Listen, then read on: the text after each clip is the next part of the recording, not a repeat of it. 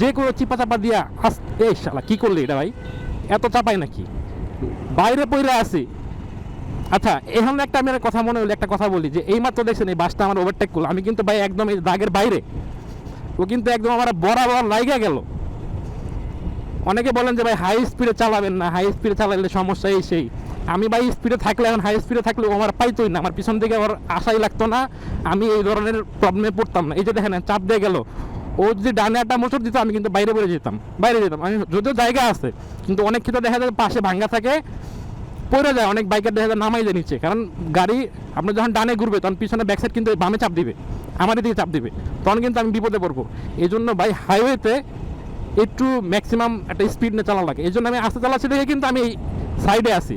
আমি স্পিড বেশি থাকলে কিন্তু মাঝখানে থাকতাম, আরও সামনে থাকতাম। আমি কিন্তু একদম লোকাল লেনে চলে আসছি, লোকাল লেন বলতে ফুটপাতের লেনে চলে আসছি। এই হাইওয়েতে যখন আপনি স্লো রাইড করবেন তখন দেখবেন যে এরকম পিছন থেকে অনেক গাড়ি চলে আসে, অ্যান্ড আপনার দেখা যাবে যে ভাই চাপ দিয়ে দিবে, অনেকখানি চাপ দিয়ে দিবে, আপনি দেখবেন না, হঠাৎ করে চলে আসে। মাঝে মাঝে লুকিং গ্লাসে খেয়াল করা যায় না, সামনের দিকে দেখতে দেখতে লুকিং গ্লাসও দেখা যায় মানে নজর আসে না। লং রাইড যখন যাবেন 10-12 ঘন্টা রাইড করবেন তখন দেখা যায় যে হঠাৎ করে চলে আসে এরা, মাঝে মাঝে মিস্টেক হয়ে যায়, ঢুকে যায়, তখন আপনি হঠাৎ করে দেখলে একটা এরকম ভয় পেয়ে যাবেন। তো এই ক্ষেত্রে কিন্তু একটা বড় সমস্যা। আমি যখন হাইওয়েতে থাকি তখন দেখা যায় কোচ যে স্পিডে আসে তার থেকে আমাদের স্পিড বেশি থাকে, আমাদের বাইক গ্রুপ যেগুলো যাই আমরা ট্যুরে। চিটাগাং হাইওয়েতে দেখা যায় 100, 110, 15, 20 এরকম থাকে স্পিড, 80 থেকে 110, 15, 20 এর ভিতরে থাকে যখন দরকার হয়। এখন আপনি চিপা চাপার ভিতরে 120-এ ঢুকে দিতে পারবেন না, রাস্তা পুরো ফাঁকা ভাই, তখন আপনি 120-এ চালালে মনে হবে যে গাড়ির পাওয়ারটা একটু পাইতাম বেশি, আরও যদি উঠতো বেশি তাহলে ভালো লাগতো। তখন আমার মতে কোনো রিস্ক থাকে না যদি কোনো পাগল বা কুকুর দৌড় না দেয়, কারণ আপনি হাই স্পিডে আসেন, ধরেন 120-30-এ আসেন, তখন ফাঁকা রাস্তা, আপনার ভিজিবিলিটি ক্লিয়ার, আপনি টানতেছেন ঠিক আছে, একটা কুকুর তো দিতে পারে, অ্যাক্সিডেন্ট হতে পারে, এটা রিস্ক থাকতে পারে। তো এই ক্ষেত্রে আমার মনে হয় ভাই আপনি যদি প্রপার সেফটি গিয়ার মেনটেন করেন, হেলমেট যদি সার্টিফাইড হয়, জ্যাকেট থাকে, আপনার রাইডিং জ্যাকেট থাকে, ভালো বুট থাকে, এই যে লেগ গার্ড টার্ড সব কিছু লাগাই নেন ভাই, 110, 15, 20 মানে 110, 15, 20 হাইওয়েতে যদি আপনি ক্রাশ করেন কিচ্ছু হবে না, আপনি সাথে সাথে উঠবেন, যা যাওয়ার বাইকের উপরে যাবে, আপনার একটা ফোঁটা ক্ষতি হবে না ভাই, কোনো লাগবেই না। অ্যাক্সিডেন্ট কিন্তু ভাই আমিও টুকটাক করছি ভাই, অ্যান্ড ভালো অ্যাক্সিডেন্টই করছি, কিন্তু সেফটি গিয়ারের জন্য দেখা গেছে প্রতিবার মোটামুটি আল্লাহ বাতাই দিছে। তো ওই ক্ষেত্রে আমি হিসাব করছি যে যেগুলো অ্যাক্সিডেন্ট আমি করছি ভাই, এগুলোতে যদি আমার হেলমেট না থাকতো এই ব্লগ আর দেখতে পারতেন না, আমি থাকতাম না এই ব্লগ করার জন্য। একমাত্র আল্লাহর রহমত আর এই হেলমেট থাকার কারণে, উসিলা, হেলমেট একটা উসিলা আর কি, এই উসিলা বাতাই দিচ্ছেন। আপনি যদি চেষ্টাই না থাকে ওই হেলমেট ছাড়া যদি চাপেদের মতো চালান তাইলে তো ভাই আল্লাহ আপনার বাঁচাবে না ভাই, কারণ আপনার বাঁচার ইচ্ছা নাই, আপনি সেফটি গিয়ার মেনটেন করতেছেন না। তো অনেকে বলতেছেন ভাই সেফটি, একজনের কমেন্ট দেখলাম যে ভাই সেফটি গিয়ার হেলমেট থাকলে কী এমন উপকার হয়, তাইলে আমি বলবো ভাই আপনি কোনো রাইডারের ভিতরেই পড়েন না, আপনি আসলে এরকম কোনো নলেজই নাই যে সেফটি গিয়ার কী ধরনের হেল্প করে।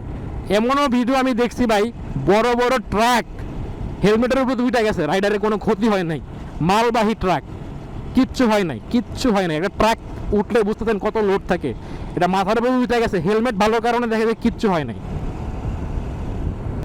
সো আমি বলবো যে সবাই সেফটি গিয়ার মেনটেন করে বাইক রাইড করবেন, আপনার রাইডিং স্কিলের উপর ডিপেন্ড করে আপনি চালান, সমস্যা নাই।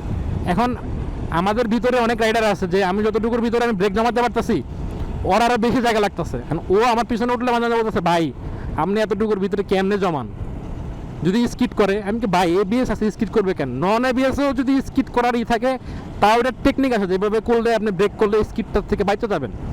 এটা হলো আপনার চালাতে চালাতে আপনি একটু অভ্যস্ত হবেন আর কি, জিনিসটা হলো এরকম। আর আপনার রাইডিংয়ের উপর একটু প্যাশনেট হইতে হবে। আপনি মনে করেন চালানোর দরকার, বাইক চালাইতেছেন, তাইলে ভাই আপনি এগুলোতে মনে করেন যে স্কিলফুল হইতে পারবেন না, আপনার এটার ভালোবাসতে হবে, মেশিন সম্বন্ধে বুঝতে হবে, আপনার এটা কোন পার্টসটা কীভাবে কাজ করতেছে এগুলো জানেন, বুঝেন, দেন আপনি চালাইতে পারবেন। অনেক রাইডার আছে ভালো ভালো ভাই, আমি মনে করতেছি যে ব্যাগা ব্যবহার করতেছি ভাই, এটাই বাস্তব ভাই। অনেক রাইডার আছে ভালো, অনেক রাশ চালায় ভাই, দেখবেন না কখনো অ্যাক্সিডেন্ট করতেছে। আবার অনেকে দেখবেন যে ডিসেন্ট রাইডার, ফ্যামিলি ম্যান, উনি ওভার স্পিড করতেছেন না ফ্যামিলি কথা চিন্তা করা। ওভার স্পিড বলতে আমি বলতেছি না যে একদম অতিরিক্ত, কারণ আমার বাংলাদেশের ম্যাক্সিমাম রোড স্পিডের লিমিট হলো 80, 80-র উপরে গেলে আমরা মামলা দিবে। তো ওভার স্পিড বলতে 80-র উপরে চালাইলে ওভার স্পিড হিসাবে। তো স্পিডিং যদি করেন দেখা যাচ্ছে যে অনেকে আপনার এই ফ্যামিলি ম্যান যারা ডিসেন্ট রাইড করতেছে তারা দেখা যায় অনেক অ্যাক্সিডেন্ট হয়, কিন্তু দেখবেন অনেক ছাপড়ি টাপড়ি আছে চালাইতেছে এদিক ওদিক, অনেক রাশ চালায়, হেলমেট ছেলে চালায়, এরা অ্যাক্সিডেন্ট করতেছে না, কারণ কারণ কি? কারণ এরা অ্যাক্সিডেন্টের হাত থেকে ফাস্ট চালানোর কারণে খুবই দ্রুত সময়ের ভিতরে এরা ডিসিশন নিতে পারতেছে, বের হয়ে যেতে পারতেছে। আমি বলতেছি না আপনি রাশ চালান ভাই, আপনার রাইডিং স্কিলের উপরে আপনি চালান, কিন্তু হাইওয়েতে কখনোই স্লো চালাবেন না। হাইওয়েতে গাড়ির যে স্পিড থাকবে দূরপাল্লার বাসের, ওই অনুযায়ী আপনি চালান, তাইলে দেখা যাবে যে আপনি ভাই অনেক বিপদের হাত থেকে বাঁচে যাবেন। নাইলে আপনি পিছন থেকে গাড়ি আসলে মিলাই নিয়েন যে আপনি একদিন না একদিন মনে করেন অ্যাক্সিডেন্টটা হবেই ভাই।